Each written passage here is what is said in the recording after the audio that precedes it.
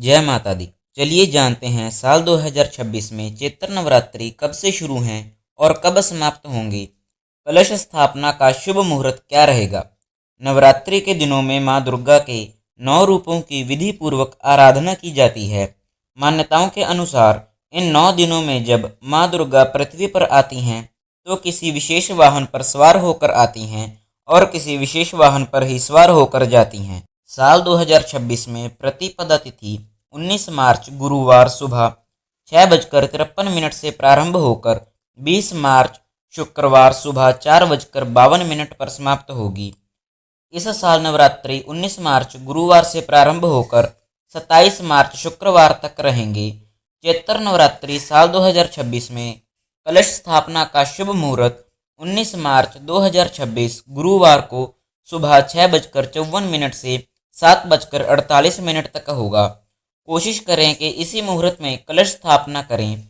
अगर किसी कारण हेतु नहीं कर पाते हैं तो दूसरा मुहूर्त अभिजीत मुहूर्त 19 मार्च 2026 गुरुवार को दोपहर 12 बजे से 12:58 तक रहेगा। इस मुहूर्त में भी कलश स्थापना शुभ है।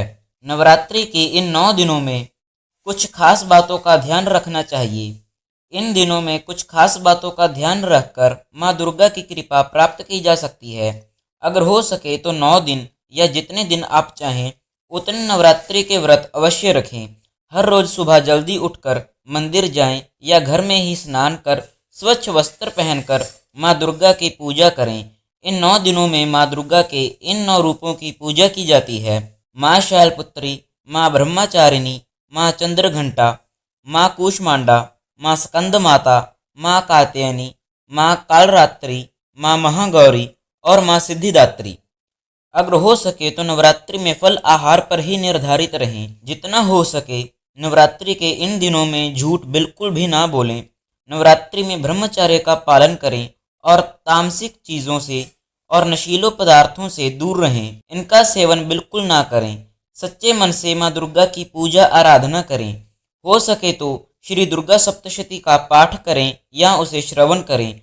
श्री दुर्गा चालीसा, स्तोत्र, आरती या अन्य जो भी ग्रंथ आपके पास उपलब्ध है भक्ति पूर्वक उसका पाठ करें और मां दुर्गा की कृपा प्राप्त करें।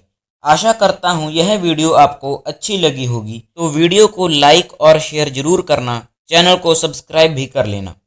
जय माता दी।